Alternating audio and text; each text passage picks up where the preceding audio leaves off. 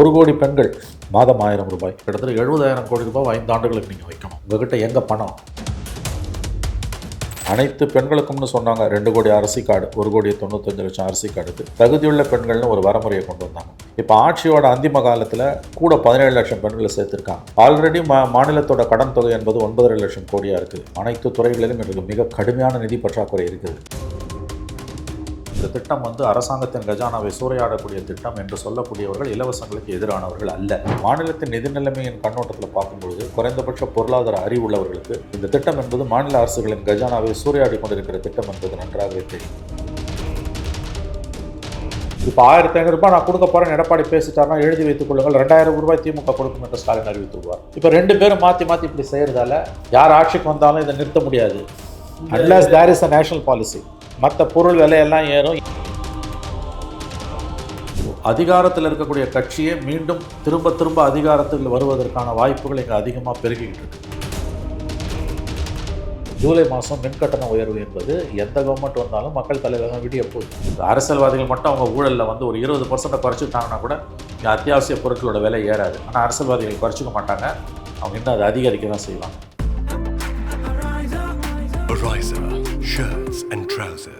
வணக்கம் சார். வணக்கம் அருள் சார், இப்போது 17 லட்சம் பேருக்கு மேலே உரிமை தொகையை வந்து நீட்டித்து அதை வழங்கியிருக்கிறார் நம்முடைய முதலமைச்சர் திரு மு.க. ஸ்டாலினும் துணை முதலமைச்சர் உதயநிதி அவர்களும். குறிப்பாக அந்த மேடையில் முக்கியமான பெண் ஆளுமைகளை மேடை ஏற்றி அழகு பார்த்து மரியாதைக்குரிய அமுதா ஐஏஎஸ், சீமா அகர்வால் ஐபிஎஸ் இப்படின்னு பல பேரை மேடை ஏற்றி ஒரு ஈழத்தமிழ் பெண் குழந்தைய கூட மேடை ஏற்றி வெல்லும் தமிழ் பெண்கள் அப்படிங்கிற ஒரு முழக்கத்தையும் முன்வைத்திருக்கிறார் நம்முடைய முதலமைச்சர். பல மாநிலங்கள் நம்மளை பார்த்து காப்பி அடிச்சுக்கிட்டு இருக்காங்க. நமக்கு இது ரொம்ப பெருமையாக இருக்குது. இலவசம்னு சொல்லி கொச்சப்படுத்துனவங்கன்னா இன்னைக்கு இதை உரிமை தொகைன்னு பேசுகிற அளவுக்கு நம்ம பண்ணியிருக்கிறோம் அப்படின்னு சொல்லி பேசியிருக்கிறாரு. நீங்கள் இந்த கான்செப்டை எப்படி பார்க்குறீங்க? இல்லை, இந்த ஸ்கீம் மீது எனக்கு ஆரம்பத்துலேருந்தே விமர்சனம் உண்டு. நம்ம ஏற்கனவே பல முறை பேசியிருக்கோம். மதிய உணவு திட்டம் மாதிரி, காலை உணவு சிற்றுண்டி மாதிரி, அல்லது வந்து பெண்களுக்கான லேப்டாப்பு, பெண் குழந்தைகளுக்கான சைக்கிள், பேறுகால பெண்களுக்கான பலன்கள், பாலூட்டும் பெண்களுக்கான சிறப்பு திட்டங்கள், லேப்டாப் கொடுப்பது, கலைஞர் காப்பீட்டு திட்டம், நான் முதல்வன் ஸ்கீம், அந்த மாதிரியான ஸ்கீம் கிடையாது. இது கண்டிப்பாக வந்து அரசாங்கத்தோட கஜானாவை சூறையாடக்கூடிய ஒரு திட்டம் தான். இது தமிழ்நாடை பார்த்து 10 மாநிலங்கள் இன்றைக்கி காப்பி அடித்து இன்றைக்கி நிலைமை எங்கே போயிருக்குன்னா, மகாராஷ்டிராவோட கடன் தொகை என்பது இந்த லட்கி பெஹன் ஸ்கீம்னு வாங்காங்க, பெண்களுக்கான இந்த உதவி திட்டம் என்பது 7.5 லட்சம் கோடியாக இருந்த கடன் என்று 9.25 லட்சம் கோடியாக ஓராண்டிலே உயர்ந்திருக்கிறது. பல மாநிலங்கள் இந்த திட்டத்தை தொடங்கிவிட்டு அதை நிறுத்தினாலும் புலிவாலை பிடிச்ச கதை. அந்த திட்டத்தை நீ நிறுத்தவும் முடியாது. ஏன்னா வாக்கு வங்கி சம்மந்தப்பட்டது அது மாறி போயிடுச்சு. கர்நாடகாவில், மத்திய பிரதேஷில், மகாராஷ்டிராவில், தமிழ்நாட்டில், இன்னும் ஒரு 5-6 மாநிலங்கள், கிட்டத்தட்ட 10 மாநிலங்கள் இந்த சிஸ்டம் போயிட்டுருக்கு. தமிழகத்தை பொறுத்த வரைக்கும் 1 கோடி பெண்களுக்கு 1000 ரூபாய் என்பது ஆண்டுக்கு கிட்டத்தட்ட வந்து 12,000 கோடி ரூபாய். அதை அனௌன்ஸ் பண்ணிவிட்டு முதல் 27 மாதங்களில் நிறைவேற்றாமல் ஆட்சிக்கு வந்து 27 மாதங்கள் கழித்து 2023 செப்டம்பர் தான் ஆரம்பித்தாங்க. அனைத்து பெண்களுக்கும்னு சொன்னாங்க 2 கோடி அரிசி கார்டு, 1,95,00,000 அரிசி கார்டுக்கு தகுதியுள்ள பெண்கள்னு ஒரு வரமுறையை கொண்டு வந்தாங்க. இப்போ ஆட்சியோட அந்திம காலத்தில் கூட 17 லட்சம் பெண்களை சேர்த்துருக்காங்க. ஆல்ரெடி மாநிலத்தோட கடன் தொகை என்பது 9.5 லட்சம் கோடியாக இருக்குது. பல துறைகளில் சம்பளம் கொடுக்க காசு இல்லை. நம்ம ஏற்கனவே பலமுறை பேசியிருக்கிறோம். மாநில பல்கலைக்கழகங்களாக இருக்கட்டும், போக்குவரத்து துறையாக இருக்கட்டும், மின்வாரியங்களாக இருக்கட்டும், அனைத்து துறைகளிலும் இன்றைக்கு மிக கடுமையான நிதி பற்றாக்குறை இருக்குது. ப்ரொடெஸ்ட் பண்ணிட்டு இருக்காங்க சார். மிகப்பெரிய அளவில் இதில் வந்து என்னென்னு கேட்டிங்கன்னா, புதியதாக எங்கேயுமே வந்து எம்ப்ளாய்மெண்ட்டே கிடையாது. ஆகவே மாநிலத்தின் நிதி நிலைமையின் கண்ணோட்டத்தில் பார்க்கும்பொழுது குறைந்தபட்ச பொருளாதார அறிவு உள்ளவர்களுக்கு இந்த திட்டம் என்பது மாநில அரசுகளின் கஜானாவை சூறையாடி கொண்டிருக்கிற திட்டம் என்பது நன்றாகவே தெரியும். மகாராஷ்டிராவில் 2024 அக்டோபரில் தேர்தல்களுக்கு ஜெயிச்சு வந்தப்போ இந்த ஆண்டு பிப்ரவரியோடு நிறுத்திட்டு ஜூலையில் மறுபடியும் ஆரம்பிக்கும் போது பல கிட்டத்தட்ட 4 பங்கு என்று நினைக்கிறேன் சப்ஜெக்ட் டு கரெக்ஷன், அல்லது 5 பங்கை வந்து கட் அவுட் பண்ணாங்க, அதாவது நீக்கிட்டாங்க. அப்படியும் வந்து இன்றைக்கி வந்து கடன் வந்து மிக கடுமையாக ஏறிட்டு இருக்கு. மகாராஷ்டிராவோட கடன் வந்து இன்றைக்கி வந்து ரிச்சஸ்ட் ஸ்டேட். துணை மானிய கோரிக்கையில் 75,000 கோடி வைக்கிறாங்க.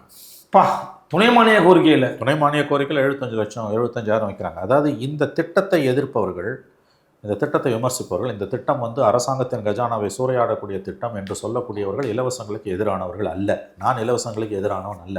அந்த வார்த்தையை கூட நான் குறியீட்டு அளவில் புரிய வேண்டும் என்பதற்காகத்தான் நான் பயன்படுத்துகிறேன். இலவசம் கொச்சப்படுத்துகிறாங்கன்றார் முதலமைச்சர். அப்படி நான் சொல்லவில்லை, நிச்சயமாக அப்படி நான் சொல்லவில்லை. இது அரசு மக்களுக்கு கொடுக்கக்கூடிய கையூட்டு என்று தான் நான் பார்க்கிறேன். 10,000 ரூபாய் பீகாரில் கொடுத்தாங்க. இப்போ 2 லட்சம் ரூபாய் பெண்கள் கடன் வாங்கலாம் தொழில் தொடங்குவதற்கு. 10,000 ரூபாய் அட்வான்ஸ். ஆட்சிக்கு வந்தோடனே நீங்கள் ப்ராஜெக்ட் ரிப்போர்ட் கொடுத்து கடன் வாங்கிக்கலாம். 1,90,000 ரூபாவை ஒரு ஸ்கீமை கொண்டு வந்து நீங்கள் அந்த தொழில் தொடங்க விருப்பம் இல்லைன்னா 10,000 ரூபாய் திரும்ப கொடுக்க வேணாம்னு பீகாரில் கவர்மெண்ட் ஒரு ஸ்கீம் கொண்டு வருது. உலகத்தில் எங்கேயாவது தனியார் அமைப்புகளோ அரசோ தொண்டு நிறுவனங்களோ 2 லட்சம் ரூபாய் கடன் கொடுக்குறோம், 10,000 ரூபாய் அட்வான்ஸு, மிச்சம் இருக்க தொகைக்கு வந்து நீங்கள் ப்ராஜெக்ட் ரிப்போர்ட் கொடுங்க. அப்படி ப்ராஜெக்ட் ரிப்போர்ட் கொடுக்க தெரியல, முடியல, உங்களுக்கு எந்த தொழில் பண்ண விருப்பம் இல்லைன்னா பரவாயில்ல 10,000 ரூபாய் வச்சுக்கோன்னு எங்கேயாவது கொடுப்பானா? அது பீகாரில் நிதிஷ்குமார் அரசும் மோடி அரசும் சேர்ந்து பண்ணிச்சு. தேர்தலுக்கு 10 நாள் முன்னால், நோட்டிஃபிகேஷனுக்கு முன்னால் 75 லட்சம் பெண்கள்னு சொல்லி ஆரம்பித்து அறிவிக்கை வந்த பிறகு, தேர்தல் அறிவிக்கை வந்த பிறகு மேலும் 50 லட்சம் பெண்களுக்கு அதை விரிவுபடுத்தி 1.25 கோடி பெண்களுக்கு அதை கொடுத்தாங்க. அது வந்து எதிர்க்கட்சிகள் அதை சொன்னதுக்கான விமர்சனம் என்னென்னா, இது பிரைப், அரசே வாக்குகளுக்கு கொடுக்கக்கூடிய கையூட்டுன்னு தான் பெரும்பாலான எதிர்க்கட்சிகள் அதை வந்து விமர்சனம் பண்ணாங்க. அப்போ பிஜேபியும் என்டிஏல இருக்கக்கூடியவங்க வைத்த விமர்சனம், இப்போ தமிழ்நாடு மாதிரியான மாநிலங்களில் நீங்கள் 1000 ரூபாய் மாதம் மாதம் கொடுக்குறீங்களே, அது என்ன? கல்விக்கு கொடுக்கறத அல்லது வந்து பெண்களுக்கு வந்து பேறுகாலத்தில் கொடுக்கறத, சுகாதார திட்டங்களை, இன்சூரன்ஸை நம்ம யாரும் கையூட்டுன்னு சொல்கிறதில்ல. ஏன்னா அது வந்து முதலீடு, செலவு கிடையாது. திரும்ப வந்து சமூகத்துக்கு வந்து ஏதாவது ஒரு ரூபத்தில் பலன் கொடுக்குது. It's an investment, not an expense. இப்போ இந்த 10,000 ரூபாவை பற்றி பேசும்போது முதல்ல அவங்களும் தமிழ்நாடு மாதிரி 1000 ரூபாய், பீகார் மாதிரி மத்திய பிரதேஷ் மாதிரி, மகாராஷ்டிரா மாதிரி கொடுக்கலான்னு யோசிச்சு வேணாம், 1 கோவா கொடுத்துடலான்னு முடிவு பண்ணாங்க. இது தேர்தலுக்கு ஒரு வாரம் முன்னால் எடுத்த முடிவு அப்பட்டமான கையூட்டு என்று பேசப்பட்டது. அப்போ எதிர்வினையாக என்டிஏல பிஜேபியில் இருக்கவங்க வைத்த விமர்சனம், அப்போ தமிழ்நாடு மாதிரியான மாநிலங்களில் கொடுக்கக்கூடிய மாதம் 1000 ரூபாய் தான் கையூட்டு தானே? ஏன்னு கேட்டிங்கன்னா, நீங்கள் வந்து மற்ற ஸ்கீம்ஸ்க்கு எதுக்கும் அடிப்படையில் என்ன ப்ரொடக்டிவிட்டி எதிர்பார்த்து இதை நீங்கள் கொடுக்குறீங்க? அவங்கள எம்பவர் பண்ணுன்றது ஒரு எப்படி சொல்கிறது, அது வந்து ஒரு ஒரு காற்றுல கோட்டை கட்டுற மாதிரியான ஒரு வார்த்தை தான். ஏன்னா அதில் வந்து ரொம்ப அக்ரஸிவாக நீங்கள் வந்து வறுமை கோட்டுக்கு ரொம்ப கீழே இருக்கக்கூடிய பெண்களை தேர்ந்தெடுத்து 1000 ரூபான்னு கொடுக்குறீங்களான்னா அதுவும் இல்லை. 1,95,00,000 பெண்கள், அதாவது வந்து மேசிவ் ஸ்கேலில் கொடுக்கக்கூடியது எதுவுமே வந்து இந்த மாதிரி ஸ்கீம்ஸாக இல்லாமல் கேஷ் டிஸ்ட்ரிபியூஷனாக இருந்ததுன்னா அது நத்திங் பட் பிரைப் தான். 2 கோடி பெண்கள், கிட்டத்தட்ட 2 கோடி குடும்பங்களை குறி வச்சு ஒரு 1 கோடி பெண்களுக்கு கொடுத்துட்டாங்க. இப்போ ஒரு 17 லட்சம், 28 லட்சம்னு சொல்லி 17 லட்சம்னு கொண்டு வராங்க. இப்போ என்ன பண்ணுறாங்க, அதை இன்னும் இன்க்ரீஸ் பண்ணுன்றாங்க. ஏன்னா ஒரு மனிதனை ஏமாற்றணும்னா முதல்ல அவன் ஆசையை தூண்டணும். நீங்கள் இப்போ மகாராஷ்டிராவில் அப்படி தான் ஆச்சு. எலெக்ஷன் அப்போ இப்போ 1,500 ரூபாய் 2,100 ரூபாவை நான் மாற்றுவேன்னு காங்கிரஸில் பேசினாங்க. அப்போ 2,500 ரூபான்னாங்க. கடைசியில் 2,100 ரூபாவை அவங்க மாற்றி விட்டு போயிட்டாங்க. இப்போ நான் எதுக்கு சொல்ல வரேன்னா, நீங்கள் நல்லா கவனிக்கணும். இந்த ஸ்கீம் வந்து கொள்கை அளவில் வந்து இந்த ஸ்கீம் வந்து இது வந்து ப்ரொடக்டிவிட்டியெல்லாம் இன்க்ரீஸ் பண்ணாத, இது வந்து அந்த 10,000 ரூபாய் எப்படி கைவிட்டோ அதே மாதிரி தானே கைவிட்டுன்னு தான் நான் நினைக்கிறேன். இது என்னுடைய கருத்து. நீங்கள் அதை வேறுபடலாம், அது உங்கள் உரிமை. 2வது முக்கியமான விஷயம், 2வது சொன்னது நீங்கள் முதல்ல கூட வச்சுக்கலாம், அன்சஸ்டைனபிள் ஃப்ரீபீஸ்னுங்க. அதாவது அரசாங்க கஜானாவால் தாக்கு பிடிக்க முடியாத ஃப்ரீபீஸ். இப்போ நீங்கள் பார்த்தீங்கன்னா 1 கோடி பெண்கள் 1000 ரூபாய், மாதம் 1000 ரூபாய், 12 மாதங்களுக்கு 12,000 கோடி ரூபாய், 5 ஆண்டுகளுக்கு கொடுக்குறீங்கன்னா எவ்வளோ? 60,000 கோடி ரூபாய். இதில் கூட 17 லட்சம் பெண்களை சேர்த்திங்கன்னா 5 × 17 50 50 7 35 85,000 கோடி ரூபாய் கூட வச்சிங்கன்னா, இன்னும் ஒரு 10,000 கோடி ரூபாய் வச்சிங்கன்னா கிட்டத்தட்ட 70,000 கோடி ரூபாய் 5 ஆண்டுகளுக்கு நீங்கள் வைக்கணும். உங்கள்கிட்ட எங்கே பணம்? திரும்ப திரும்ப திரும்ப நான் சொல்கிறேன், பொதுவெளியில் இருக்கக்கூடிய பத்திரிகைகளோட முதல் பக்கத்தை மட்டுமே வச்சு சொல்கிறேன். நான் ஒன்றும் பொருளாதாரம் பெரிய அளவில் படித்தவன் இல்லை. இப்போ நான் அதில் வந்து ரொம்ப இல்லிட்ரேட்டு தான், சுத்தமாக படிக்கலன்னு கூட சொல்லலாம். ஒரு காமன் சென்ஸ் அடிப்படையில் நான் சொல்கிறேன். நியூஸ் பேப்பர்ஸோட மெயின் ஸ்ட்ரீம் பேப்பர்ஸோட ஃபஸ்ட் பேஜை மட்டுமே வச்சு சொல்கிறேன். நம்முடைய அரசாங்கம், மாநில அரசாங்கத்தோட பல துறைகள் வந்து இன்றைக்கி நீங்கள் நினைத்து பார்க்க முடியாத அளவுக்கு கடுமையான நிதி நெருக்கடியில் உழன்று கொண்டிருக்கின்றன. மாநில பல்கலைக்கழகங்கள், போக்குவரத்து துறை, மின்வாரியங்கள், பொதுவான அரசு துறை. இப்போ நீங்கள் வந்து ஓல்டு பென்ஷன் ஸ்கீமை இம்ப்ளிமெண்ட் பண்ணாதது, இந்த ஜனவரி 7ஆம் தேதியிலேருந்து ஜாக்டோஜி வந்து 16 லட்சம் ஊழியர்கள் வந்து வேலை நிறுத்தத்தில் ஈடுபட போகிறான்னு சொல்லியிருக்காங்க. உங்களுடைய கடன் வந்து 9 லட்சம் கோடிக்கு மேலே போயிருக்குது. ஸோ திஸ் ஸ்கீம் வந்து உங்களுக்கு வந்து இப்போ என்ன நடக்க போகுதுன்னா, நிச்சயமாக வந்து ஒருவேளை திமுக ஆட்சிக்கு வந்தால், மறுபடியும் நமக்கு தெரியாது யார் வந்தான்னு, மகாராஷ்டிராவில் நடந்த மாதிரி பல நாடுகளின் எண்ணிக்கை வந்து கண்டிப்பாக சுருக்கப்படும். வேறு வழி இல்லை. உங்களுக்கு புரிஞ்சுக்கோங்க. இது வந்து ஆக்சுவலாக நம்முடைய பரப்புரை வந்து இதை நோக்கி தான் நீளணும். கொடுக்கக்கூடிய இலவசங்களால் எல்லா இலவசத்தையும் குறை சொல்லலை, ஒட்டுமொத்தமாக குறை சொல்லலை. இலவசங்களை எதிர்க்கிறவங்களெல்லாம் மேட்டுக்குடிகள் என்றும் அயோக்கியர்கள் என்றும் விமர்சிப்பது ரொம்ப தவறான பார்வை. அப்படி கிடையாது. நாட்டின் மீது எல்லாருக்கும் அக்கறை இருக்குது. இப்போ குழந்தைங்களுக்கு கொடுக்குற சோறை நிறுத்தணும் அல்லது காலை உணவு திட்டத்தை நிறுத்தணும் யாருமே கேட்க போகிறது கிடையாது. அதெல்லாம் வந்து மனசாட்சி இல்லாத கலைஞர் காப்பீட்டு திட்டம், இன்சூரன்ஸ் ஸ்கீம் எல்லாம் நிறுத்தின்னு யாருமே கேட்க போகிறது தான். நீங்கள் கல்விக்கும் சுகாதாரத்திற்கும் செலவிடாத மற்றது எல்லாமே தேவையற்ற இலவசங்கள் தான். அது புரிஞ்சுக்கோங்க. ரெண்டாவது முக்கியமான விஷயம், இது தேவையில்லைன்றதுல உங்களுக்கு ஒரு கருத்து இருக்கும், எனக்கு ஒரு கருத்து இருக்கும். நான் அதை கூட ஒத்துக்கிறேன். அதனால் உங்கள் கருத்தை விட நான் கவனத்தில் எடுத்துக்கிறேன். சஸ்டைனபிளாக இல்லையா, முடியுமா முடியாதானா உங்கள் கஜானா காலி.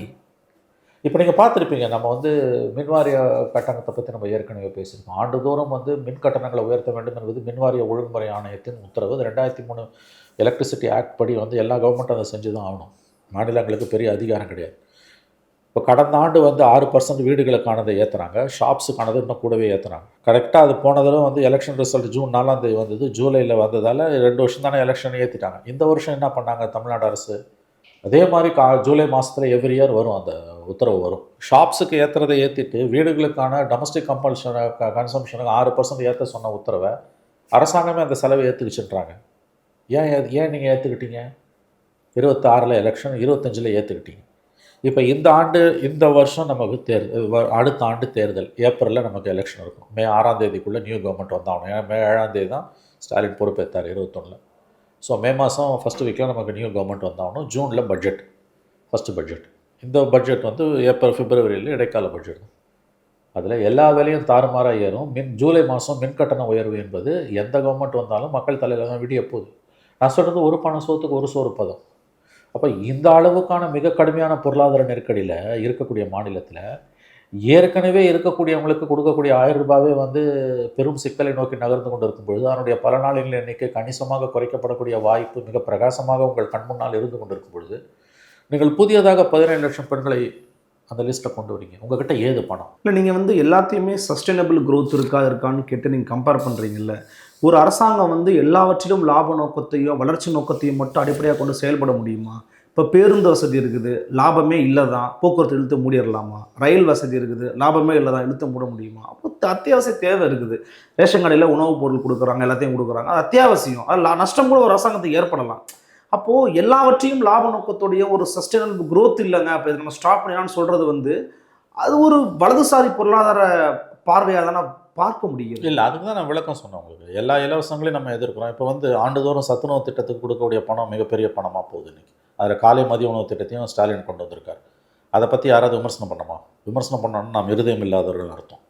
ஏன்னா குழந்தைகளுக்கான அந்த சத்துணவு என்பது கல்வி இடைநிற்றலை நிறுத்துது, தடுக்கிறது. அந்த கான்செப்டே எப்படி வருது? நீதி கட்சி ஆட்சியில் ஆரம்பித்து காமராஜ் ஆட்சி காலத்தில் விரிவுபடுத்தப்பட்டு பரந்தப்பட்ட அளவில் யூனிவர்சலாக போனது எம்ஜிஆர் ஆட்சி காலத்தில். அதை கருணாநிதி ஆட்சி காலம், அதுக்கு பிறகு ஜெயலலிதா, எடப்பாடி, ஸ்டாலின் யார் வந்தாலும் மேலே தான் கொண்டு போயிருக்காங்களே ஒழிய கீழே கொண்டு வரல. காலை உணவு திட்டமாகவும் அது வந்து எக்ஸ்பாண்ட் ஆகிருக்கு. அதை யாருமே குறை சொல்லலை. அதே மாதிரி வந்து பெண்களுக்கான பல திட்டங்கள். ஆனால் இந்த திட்டங்கள் வந்து 1000 ரூபாய்ன்றது எந்த கேட்டகரி, யாரை நீ எம்பவர் பண்ணுற? இது நான் திரும்பவும் சொல்கிறாங்க, இது ரொம்ப, அதாவது இதை மேம்போக்காக பார்த்தா நீ எப்படி இதை எதிர்க்கலாம்?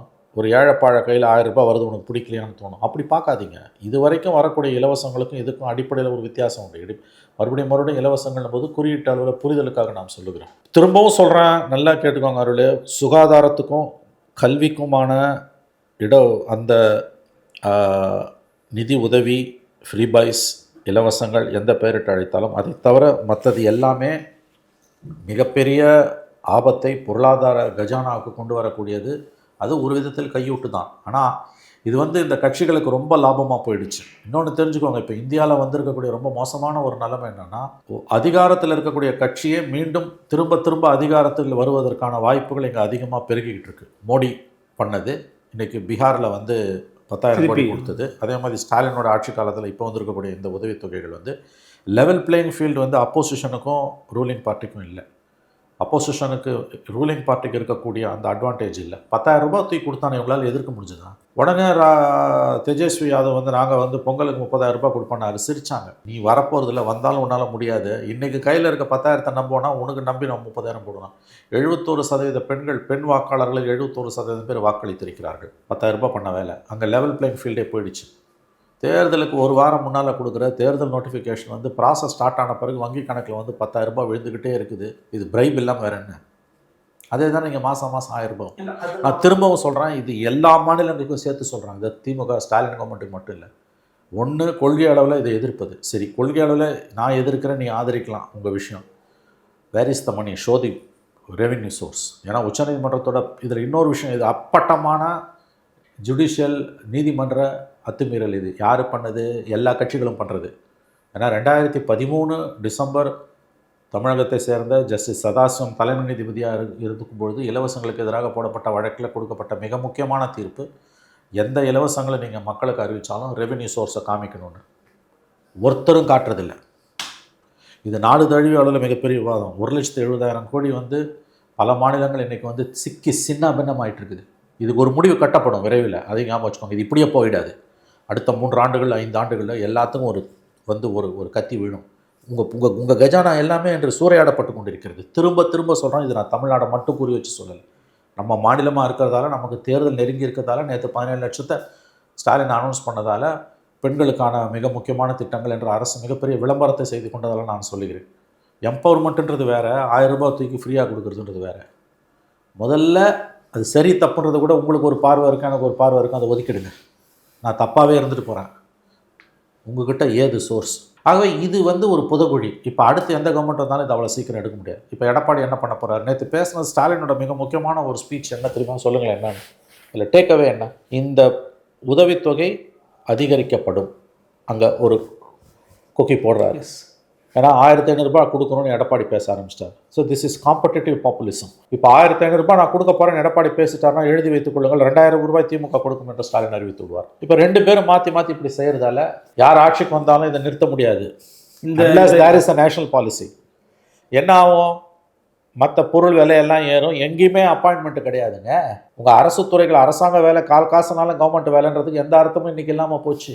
ஆகவே எங்கேயுமே அப்பாயின்மெண்ட்ஸ் கிடையாது. உங்கள் அரசு துறைகள் எல்லாமே இன்றைக்கி படுபாதாளத்தில் போயிட்டுருக்கு. மாதம் மாதம் சம்பளத்துக்கு திரும்ப சொல்லுகிறேன், பல துறைகள் இன்றைக்கு திருவோடு ஏந்தி கொண்டிருக்கின்றன. இது புலிவாலை பிடிச்ச கதை அரசியல்வாதிகளுக்கு. திமுக அண்ணா திமுக 2 பேருக்கும் கஜானா காலியானாலும் வந்து எடப்பாடி வந்தாருனாலும் இதை நடத்தி தீரணும், ஸ்டாலின் வந்தாலும் நடத்தியே தீரணும். ஆனால் அது என்ன சிக்கல் வரும்னா, கம்ஃபர்டபுளாக திமுக வந்து உட்காந்துருச்சுன்னா எழுதி வைத்துக் கொள்ளுங்கள், மகாராஷ்டிராவில் நடந்ததான் இங்கே நடக்கும். ஸ்டாப் பண்ணிடுவாங்க. ஸ்டாப் பண்ண மாட்டான், புரிஞ்சுக்குவாங்க.